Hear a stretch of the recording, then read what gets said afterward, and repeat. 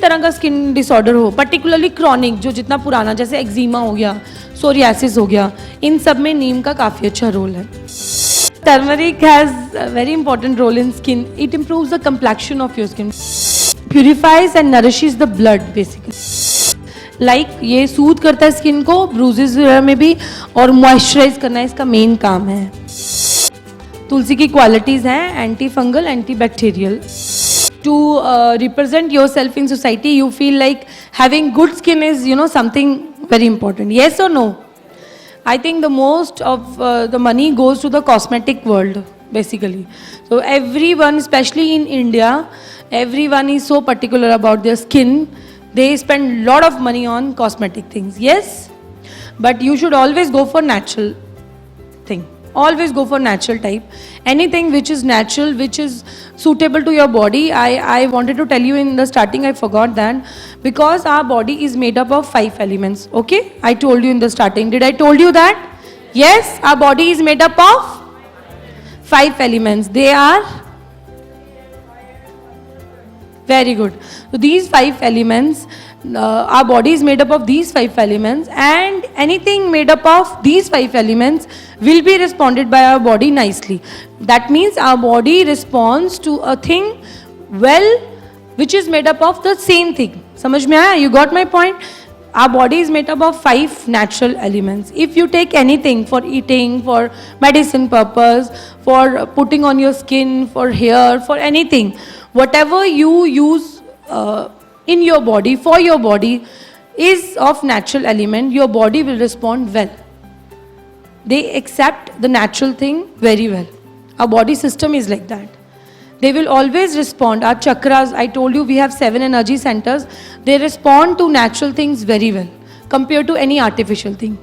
If you go for some antibiotic for 2 days, what do you feel? You don't feel good. Which I personally know. You feel heat in your body, है ना? Yes or no? Do you feel good? So if you replace that with some natural element, your body will never, accept it. It is not like that. That means if you're not feeling good about one thing, that means your body is not accepting that thing well. है ना? आपका शरीर उस चीज़ को अच्छे से accept नहीं कर पा रहा है, उसको अपने अंदर एब्जॉर्ब नहीं कर पा रहा है. लेकिन जो चीज़ आपके शरीर के अनुकूल है, जिस चीज़ से आपका शरीर बना है, अगर आप उसको उसी की बनी हुई चीज़ से देंगे तो आपका शरीर उसको जल्दी से रिस्पॉन्ड करेगा, जल्दी से ले लेगा, उसको टाइम नहीं लगता है. जैसे हम सर्जरी में बात करते हैं, स्यूचर करते हैं, जब सर्जरी कटिंग हो जाती है तो हम स्यूचर करते हैं. जो अंदर के स्यूचर होते हैं वो किससे होते हैं? एब्जॉर्बेबल स्यूचर बोलते हैं. वो बॉडी के ही एलिमेंट से बना होता है, तो शरीर उसको जल्दी से एब्जॉर्ब कर लेता है, वो अंदर अपने शरीर में घुल के मिक्स हो जाता है. लेकिन जो बाहर का स्यूचर होता है वो शरीर के अनुकूल नहीं है, इसलिए उसको निकालना पड़ता है, और नहीं निकालेंगे तो प्रॉब्लमेटिक हो जाता है. So anything which is beneficial for a body उसको उसी से बनी है तो वो उसको जल्दी एक्सेप्ट करती है compare to anything which is synthetic या artificial. Okay, so in that way our skin also, we should, whatever product we use for our skin, we should always use natural product, because artificial product are just for time being. आपको थोड़ी देर के लिए आपको वो अच्छा लगेगा या आपकी स्किन ठीक हो जाएगी, बट जैसे आप उनको छोड़ेंगे आपकी स्किन एकदम डबल ख़राब हो जाएगी, या डबल उससे आपको प्रॉब्लम होना शुरू हो जाएगी, जल्दी से एजिंग फैक्टर आ जाएगा. जबकि इफ़ यू कंटिन्यू और you have a habit of using natural things, आपका बॉडी बहुत अच्छे से रिस्पॉन्स करेगा and your skin lustre will remain for a longer time. तो जब हम बात करते हैं स्किन केयर में, सबसे कॉमन टीनेजर प्रॉब्लम्स होती हैं, या जनरली हम टीनेजर्स में ही देखते हैं ये प्रॉब्लम. तो acne is one of the main problem, because हम लोग आज एक्ने क्रीम, स्किन केयर बहुत बड़ा है, बिकॉज बहुत सारे प्रोडक्ट हैं इसके अंदर, लेकिन आज हमारा मेन जो है वो नाइट क्रीम, स्किन क्रीम और पिंपल क्रीम, नाइट क्रीम, दोनों ही थे. तो अब जब हम स्किन की बात करेंगे तो हम लोग इसी को लेंगे पहले से, पिंपल. और पिंपल क्रीम में शायद आपका ये भी है पिगमेंटेशन. यस, पिगमेंटेशन भी है. तो हम लोगों को थोड़ा सा पता होना चाहिए what are pimples, type of pimples क्या है, ताकि अगर किसी को पिंपल्स हैं तो आप साथ में अपना कोई प्रोडक्ट भी दे सको. समझ में आया आपको? तो उसके लिए आपको थोड़ा सा बेसिक नॉलेज मैं देना चाहती हूँ. पिंपल्स क्या होते हैं, ब्लैमिशेस क्या हैं, और आप कैसे ये क्रीम को यूज़ करिए और उससे फ़ायदा होगा. एक्ने की जब हम बात करते हैं तो क्या होता है, आपके जो हेयर फॉलिकल होते हैं जब वो ऑब्स्ट्रक्ट हो जाता है वहाँ पे स्वेलिंग हो जाती है और वो मोटा निकल के बाहर आ जाता है। कभी उसमें पस होती है, कभी उसमें पस नहीं होती है। अगर इन्फेक्शियस हो जाए तो उसमें पस बन जाती है, नहीं होता है तो सिंपल रेड कलर से होके वो ख़त्म हो जाता है। So acne is a skin condition that occurs when your hair follicles become plugged with oil and dead skin cells. It often causes, कितने तरह के होते हैं, कैसे शुरू होता है? First it start with white head, then black head, then it converts into pimple, और उसके बाद यूजुअली ये कहाँ होते हैं? आपके फेस, चीक्स पे यूजुअली ज़्यादा होते हैं, टी जोन में बहुत कम देखे जाते हैं, देन आपके बैक में और आर्म्स में यूजुअली। ठीक है, इसका कनेक्शन याद रखिएगा। जिन भी टीनेजर गर्ल्स या बॉयज़ को आर्म्स में या बैक में और फिर मुंह पे पिंपल्स एक साथ होते हैं, that means they have some hormonal imbalance. Usually इसका फर्स्ट कनेक्शन हार्मोन से होता है। नंबर 2 उनका लाइफस्टाइल और हैबिट से। Number 3 the type of skin they have, particularly oily skin is prone to acne, है ना।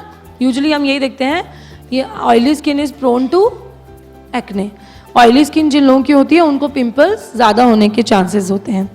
लेकिन अगर किसी को यंग एज में पिंपल्स हो जाते हैं बाजू में, पीठ में या मुंह में एक साथ, तब हमको समझना चाहिए कि कुछ ना कुछ हार्मोनल डिसबैलेंस है उनमें।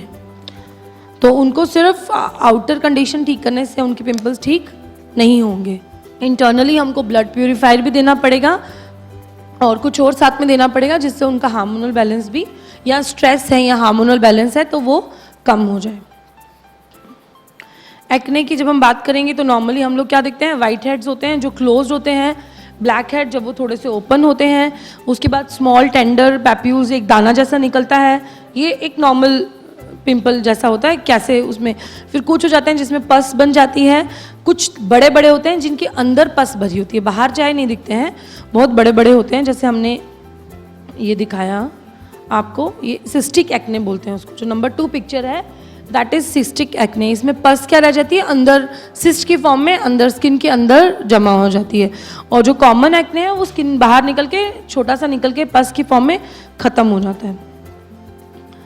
और अब ये रिस्क फैक्टर है कि यूजुअली मैंने आपको बताया कि सब लोगों को पिंपल्स हो सकते हैं एट एनी एज, बट सबसे ज़्यादा किसको होते हैं, टीनेजर्स को with hormonal imbalance. Then family history की वजह से हो सकते हैं, देन ग्रीसी और ऑयली सब्सटेंसेस की वजह से, या बार बार आपकी स्किन में आप कुछ ज़्यादा फ्रिक्शन करो या कोई प्रेशर दो अपनी स्किन में, और stress is main factor. Stress directly आपकी बॉडी में पिंपल्स या आपके फेस में पिंपल्स नहीं लेके आता है। अगर आपको पिंपल्स हैं तो स्ट्रेस की वजह से वो बढ़ सकते हैं, बट स्ट्रेस की वजह से पिंपल्स होना ये कोई कनेक्शन नहीं है। अगर आपको पिंपल्स की टेंडेंसी है ऑलरेडी तो स्ट्रेस की वजह से वो बढ़ सकती है। Next is pigmentation. पिगमेंटेशन क्या होता है, कलर, स्किन की कलर का चेंज हो जाना, मतलब या तो आप गोरे थे तो काले हो जाते हो, या काले होके और भी काले हो जाते हो, या आपकी स्किन से जो मेलानिन, आपकी स्किन का जो पिगमेंट है वो इतना कम हो जाता है कि एकदम वाइट, आपने देखा होगा कई लोगों को। बट नॉर्मली यहाँ पे हम पिगमेंटेशन की बात कर रहे हैं तो हम लोग यूजुअली एक्ने की वजह से जो पिगमेंटेशन है और जो आपको एज के साथ आपकी पिगमेंटेशन होती है उसकी बात कर रहे हैं। तो उसमें क्या हो जाता है, उसमें 2-3 फैक्टर्स हैं। एक तो एक्ने की वजह से अगर आप उसको छुओगे और बार बार उसको स्क्रैच करोगे तो कुछ निशान रह जाते हैं, उनको हम बोलते हैं पिगमेंटेड एक्ने। ओके, पिगमेंटेशन हो जाती है। और यूजुअली क्या होता है, लाइफ में नॉर्मली एज के साथ हमारे स्किन में भी चेंजेस आती हैं, हमारी स्किन भी डिजेनरेट होना शुरू हो जाती है। उसका पहला, जैसे मैंने आपको बताया कि आप सन एक्सपोजर करो आपका स्किन काला हो जाएगा, that is again a pigmentation. अगर उसको हम एक बार नहीं रोकेंगे वो एक के ऊपर एक ब्लैक लेयर बनते बनते आपकी स्किन पूरी काली हो जाती है, that is pigmentation. So pigmentation और इस सब में हम लोग क्या करेंगे, पिगमेंटेशन और पिंपल क्रीम हमारे इसमें क्या क्या है, किसी ने आज तक देखा है इस क्रीम में है क्या क्या, इसमें क्या क्या है, देखिए पढ़िए मेरे साथ। हर एक की एक एक इम्पोर्टेंस है। ये जितने भी 5 हैं, नीम जैसे क्या काम करेगा अभी तक आप थोड़ा तो पता चल ही गया होगा। नीम क्या करता है, इट इज इन्फेक्शन, कोई भी इन्फेक्शन हो किसी तरह की उसको ये क्योर करेगा। नीम इज एंटीसेप्टिक, है ना, एंटीसेप्टिक भी है प्लस ब्लड प्यूरिफायर भी है, दोनों काम करते हैं। Turmeric is nature's best antiseptic अगर हम बात करते हैं, है ना। और कॉम्प्लेक्शन को इम्प्रूव, पिगमेंटेशन को इम्प्रूव करने में भी टर्मरिक का रोल काफ़ी अच्छा है ना। नेचुरली हम बोलते हैं घर पे बेसन में हल्दी डाल के लगाने के लिए, तो ये पिगमेंटेशन में काफ़ी हेल्प करता है। Number 3 is lemon. Lemon is particularly for pigmentation. Scar को क्या करता है, ये लाइट करता है, इसकी एक नेचुरल वो है। Number 4 is aloe vera. एलोवेरा क्या करेगा, इरिटेशन, रैशेस को सूद करता है, सूदनिंग इफेक्ट। प्लस एलोवेरा क्या करता है, स्किन के कम्प्लेक्शन को ब्राइट करता है। एलोवेरा की क्वालिटीज हैं। And tulsi, why we will use tulsi in this, anti fungal, very good. So इन सब में से पहला है, ऐसे तो नीम और ये सब काफ़ी ब्रॉड लेवल पे, बड़े लेवल पे हम लोग लेते हैं, बड़ा प्लांट है, लेकिन रिलेटेड टू आपकी क्रीम छोटा सा एक छोटा छोटा इसका मैंने एक कंक्लूजन जैसा बना दिया, पर्टिकुलरली इसको क्यों लिया गया है आपकी क्रीम में। जैसे नीम को तो हम जानते हैं कि काफ़ी साल पुराना है, बहुत हज़ारों साल पुराना, प्लस इसको नेचुरल प्यूरीफायर बोलते हैं, ब्लड प्यूरीफायर है ना, ब्लड प्यूरीफायर है, और इसमें एंटी फंगल भी है, एंटी बैक्टीरियल भी है। तो डेफिनेटली स्किन की जितनी भी प्रॉब्लम्स होती हैं उनमें बैक्टीरियाज और फंगल्स की इम्पोर्टेंस होती ही है।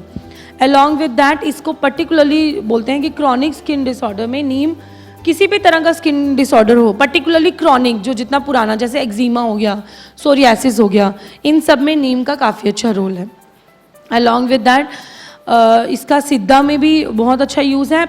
एक इम्पॉर्टेंट चीज़ है कि ये स्किन को क्लैरिफाई करता है, क्लियर करता है, ब्यूटीफाई करता है और रिजुविनेट करता है। जो डेड सेल हैं स्किन के उनको हटा के नए सेल्स प्रोड्यूस करता है। तो ये नीम की एक अच्छी क्वालिटी है, इसीलिए नीम ऑयल आपके इसमें यूज़ किया गया है, ठीक है।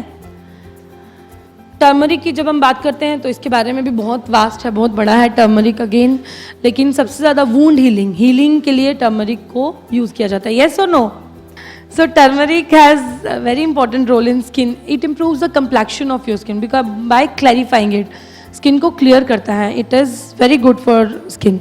So it is called as golden spice of India. Yes or no? It has the color of golden something, है ना? Very important plant. So it has been used in Indian for various purposes, especially for various disorder like इसको liver disorder में भी use करते हैं, सम कफ में भी दूध में डाल के घर पे पिया किसी ने कभी, सर्दी में गर्म दूध के अंदर एक चुटकी हल्दी। डायबिटिक वूंड्स बेसिकली जो हील नहीं होते हैं उनमें हल्दी का यूज़ किया जाता है, they are very good for it. And rheumatism में और साइनसाइटिस में, मतलब सर्दी खांसी हो जाती है उसमें हम लोग दूध में 2 चुटकी 1 चुटकी हल्दी वाला दूध बोलते हैं उसको, ये बहुत कॉमन है पीने में। सो स्किन के हिसाब से कैसे करता है, it purifies and nourishes the blood basically. So हम लोग जब स्किन की बात करते हैं तो इंटरनली भी ये काफ़ी अच्छा काम करता है, एंड एक्सटर्नली लगाएंगे तब ये क्या करता है, ब्लड का जो वहाँ पे सर्कुलेशन है उसको क्या करता है, प्यूरिफाई करता है और सर्कुलेशन को इम्प्रूव करता है। और सर्कुलेशन इम्प्रूव होने से क्या हो जाएगा, व्हाट हैपेंस, हम basically treatment, line of treatment है क्या, एक जगह में एक टॉक्सिन्स आके बैठ गए हैं, आप उस जगह की सर्कुलेशन को बढ़ा दो, वहाँ से जो टॉक्सिन्स होंगे वो ऑटोमेटिकली ब्लड के थ्रू ट्रांसफ़र होके निकल जाएंगे, है ना, दिस हैपेंस। सो हम क्या करते हैं, उसको ब्लड को प्यूरिफाई करता है और हेल्दी एंड ग्लोइंग स्किन होता है। प्लस इसकी जो एंटी बैक्टीरियल एंटीसेप्टिक क्वालिटी है, ये पर्टिकुलरली कुछ डिजीज़ जैसे एक्जिमा, एक्ने और स्किन कैंसर्स तक के लिए भी काफ़ी अच्छा है। एंड प्रीमेच्योर एजिंग में भी हल्दी का काफ़ी अच्छा रिजल्ट देखा गया है। जितने भी आप कॉस्मेटिक देखेंगे, it started with first cosmetic Vicco turmeric, it started like कितने साल पहले, तो वो टर्मरिक का कॉस्मेटिक में बहुत ज़्यादा अच्छा रोल है। इसके साथ साथ सिर्फ कॉस्मेटिक में इसके लिए नहीं, सनस्क्रीन लोशन, मतलब it protects our skin from UV rays, तो सनस्क्रीन के हिसाब से भी हम उसको यूज़ कर सकते हैं। नेक्स्ट हमारा जो है वो क्या है, इसका कंटेंट, लेमन। तो लेमन की जब हम बात करते हैं, इसके मल्टीपल यूजेस हैं, और स्किन में अगर हम देखेंगे तो ये मुझे लगता है ये पर्टिकुलरली जो स्किन डैमेज होता है ना, क्लैरिफाई कैसे करता है, जो ब्लैमिशेस को क्लैरिफाई कैसे करेगा, वहाँ जो डेड सेल होंगे उनको क्या करेगा, ये निकाल देता है, रिमूव्स। तो ये बेसिकली 2 चीज़ें हैं इसकी, एक तो सन से प्रोटेक्शन देता है, नंबर 2 ये जो वहाँ का डेड स्किन है निकाल के स्किन को क्या कर देगा, डी ब्लैमिश, मतलब क्लैरिफाई कर देता है। तो ये इसका इम्पॉर्टेंट एक क्वालिटी है इन योर क्रीम पर्टिकुलरली। और यूजुअली स्किन को क्या अफेक्ट करता है, first thing you come in touch with the environment. So pollution, पहली चीज़ क्या करती है? पोल्यूशन.